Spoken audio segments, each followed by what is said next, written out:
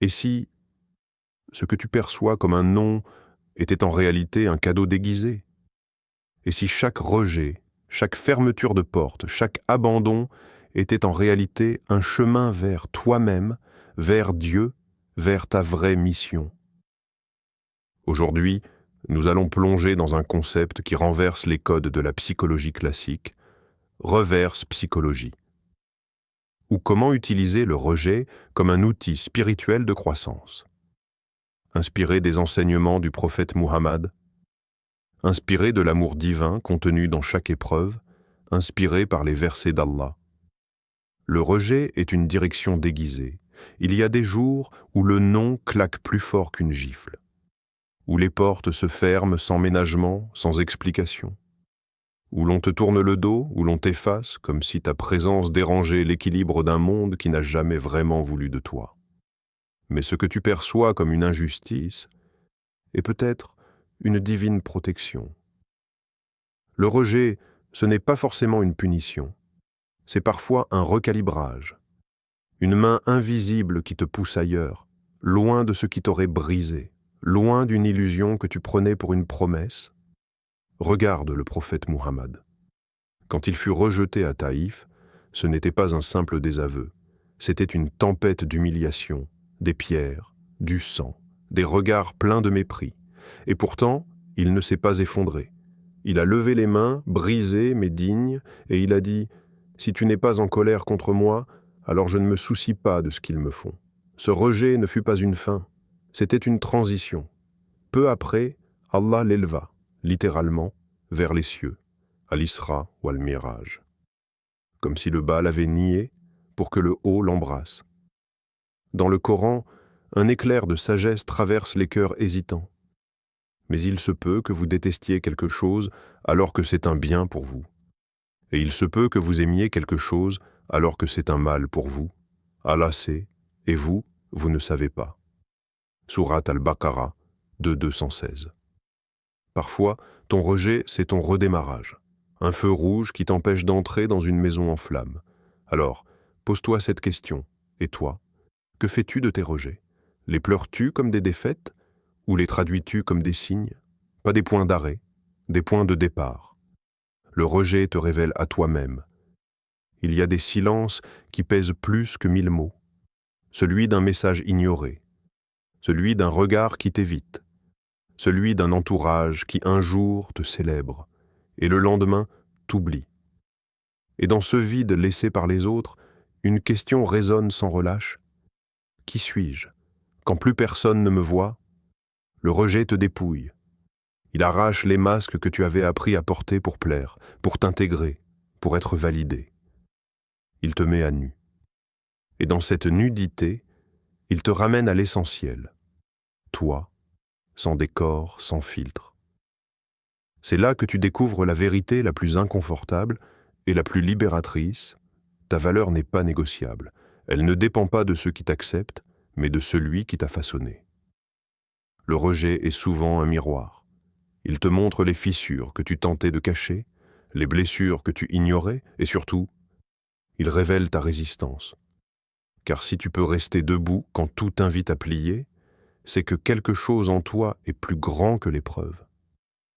Comme l'énonce si justement le Coran, nous allons certes vous éprouver un peu par la peur, la faim et diminution de biens, de personnes et de fruits, et fais la bonne annonce aux patients.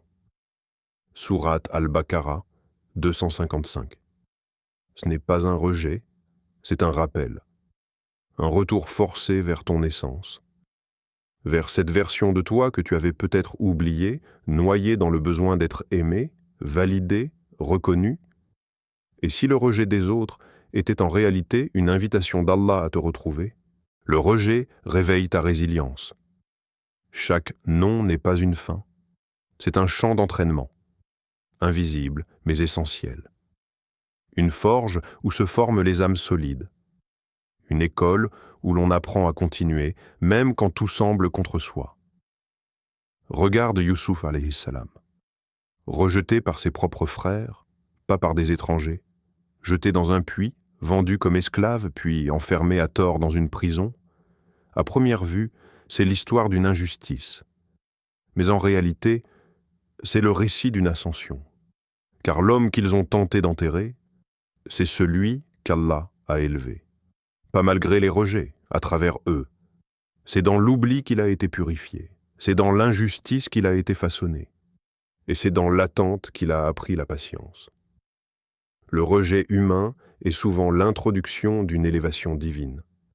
Allah dit dans le Coran « Et ne t'afflige pas à cause d'eux » Sourate Al-Hijr 15, 88. Ces mots simples et puissants sont un baume pour les cœurs blessés. Ils t'apprennent à ne pas prendre le rejet personnellement, à ne pas t'effondrer sous le poids du silence ou du mépris. Chaque épreuve cache un entraînement. Chaque éloignement est peut-être une protection. Chaque détour a son secret. Alors, quand on te ferme une porte, ne t'effondre pas. Fais comme Youssouf. Garde ton intégrité, continue à servir et laisse Allah écrire la suite. Car souvent, les noms que tu entends aujourd'hui sont les tremplins de ce que tu deviendras demain. Le rejet redirige vers le plan d'Allah, tu voulais que ça marche. Tu avais prié, espéré, peut-être même tout investi.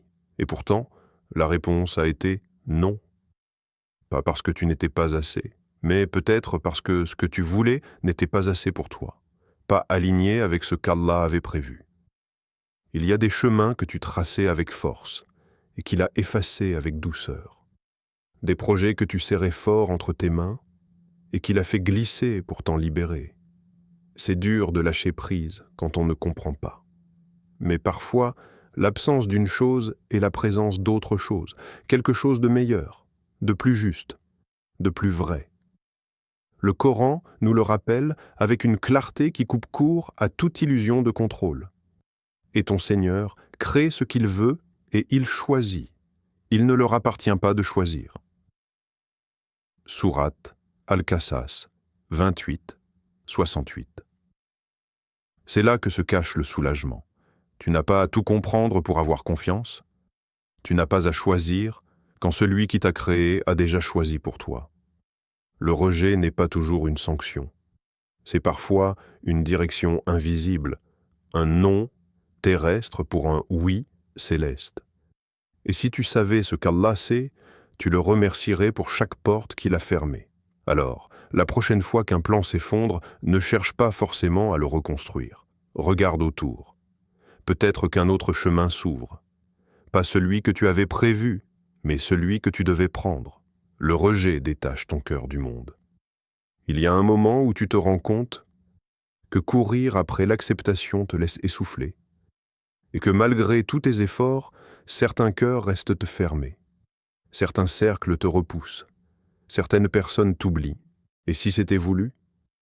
Et si, dans ce rejet, il y avait un cadeau que seul un cœur éveillé peut percevoir, un désenchantement salutaire, un rappel silencieux mais profond?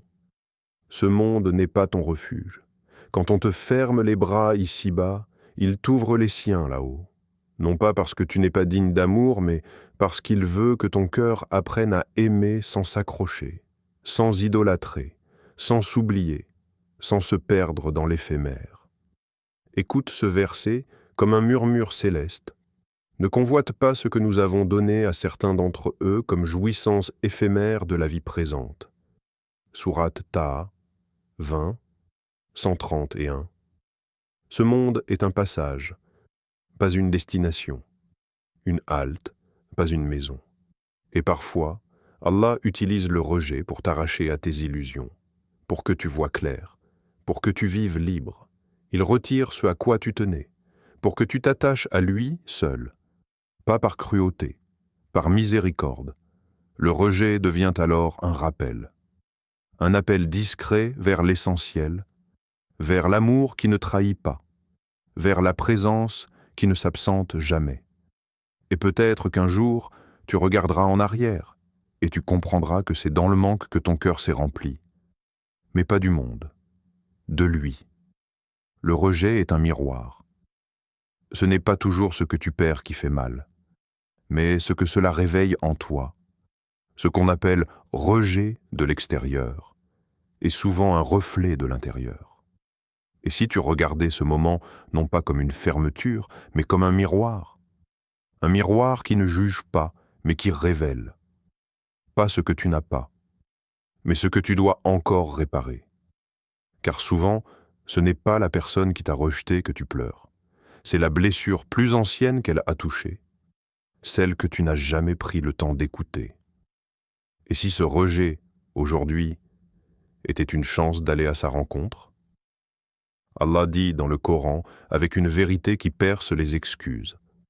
En vérité, Allah ne modifie pas l'état d'un peuple tant qu'il ne change pas ce qui est en eux-mêmes. Sourate Ar-Ra'd 13-11. Il n'y a pas de transformation extérieure sans guérison intérieure, et parfois, Allah te permet de vivre un rejet, non pas pour te rabaisser, mais pour te révéler à toi-même. Qu'est-ce que tu apprends de ce silence, de ce non, de cette porte qui se ferme sans explication? Peut-être que tu apprends à ne plus chercher ta valeur dans les yeux des autres. Peut-être que tu réalises que ta foi vacillait dès qu'on te tournait le dos. Peut-être que tu comprends enfin. Ton lien avec Dieu est le seul qui ne dépend d'aucun retour. Le rejet est un miroir. Il te montre où ça fait mal, mais aussi par où tu peux guérir. Alors, la question n'est plus « pourquoi moi ?», mais plutôt « qu'est-ce que cela vient guérir en moi ?» 7. Le rejet t'oblige à te réinventer? Il y a des moments où la vie te met face à un non qui te fait vaciller. Mais dans ce non, il y a aussi une invitation à changer, à devenir une version plus forte, plus authentique de toi-même. Le rejet t'arrache à la zone de confort et te pousse à t'adapter, à t'inventer à nouveau. Ce processus, bien que douloureux, est d'un nécessaire pour faire émerger tes talents cachés et tes capacités insoupçonnées. Allah, dans sa sagesse, t'oblige à évoluer. Parce que parfois, tu dois être brisé pour devenir entier. Dis, Allah me suffit. En lui, je place ma confiance. Sourate Az-Zumar 39-38. 8. Le rejet crée de l'espace pour ce qui est meilleur. Quand une porte se ferme, un espace se crée pour accueillir ce que tu n'avais pas imaginé. Le rejet n'est pas seulement une perte, c'est aussi une libération. Il efface ce qui est obsolète pour faire place à quelque chose de plus aligné avec ton destin. Peut-être que tu n'avais pas vu ce qui était meilleur pour toi, mais Allah, dans sa miséricorde, te dirige là où tu dois être. Et si tu t'éloignes de ce qui te nuit, c'est peut-être là que ta bénédiction réside. 9. Le rejet te pousse à la sincérité dans les intentions. Le rejet est un test. Il teste tes véritables intentions, sans phare, sans artifice. Lorsque tu es rejeté, que te reste-t-il? Si tu cherches encore l'acceptation des autres, tu t'éloignes du vrai but. Mais si tu te retrouves, si tu réalignes tes intentions vers Allah seul, tu redécouvres la sincérité de ton cœur. Le rejet te pousse à purifier tes désirs, à ne plus chercher la validation humaine, mais la satisfaction divine. Et Allah sait ce que vous cachez dans vos cœurs. Sourate Al-Imran 354, 10. Le rejet t'oblige à revenir à la prière. Quand tout semble s'effondrer autour de toi, il y a un refuge qui ne te trahit jamais. La prière. Elle te rappelle que même dans le rejet, tu n'es pas seul. Elle te connecte à Allah, te redonne force et paix. Le rejet t'oblige à revenir à ce lien sacré, à cette communion d'âme qui te renforce là où tout le reste échoue. Quand tu te relèves, Allah est là pour te guider et t'apaiser. 11e. Le rejet te ramène à une foi pure, libre des attentes humaines. Le rejet, finalement, t'oblige à revenir à l'essence même de la foi, une foi sans condition, sans attente de récompenses immédiates, sans dépendance à l'approbation des autres. Lorsque tu es rejeté, Allah seul devient ton refuge, ton unique soutien. Et dans cette pureté, tu redécouvres la beauté de la foi vraie, libre et totale. Allah est plus proche de toi que tes propres veines. Sourate Kaf 56. Ces 5 leçons s'enchaînent avec fluidité, chacune poussant à la réflexion et à l'élévation intérieure, soutenue par la lumière du Coran. Quand tu es prêt pour la 12e partie, n'hésite pas à me le dire. Nous continuons à tracer ce chemin lumineux. Rejeter n'est pas une fin, c'est un appel vers l'intérieur.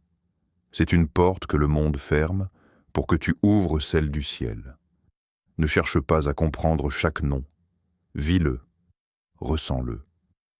Puis rends-le à Allah et dis « Hasbunallahu wa ni'mal wakil ». Allah me suffit, il est le meilleur garant.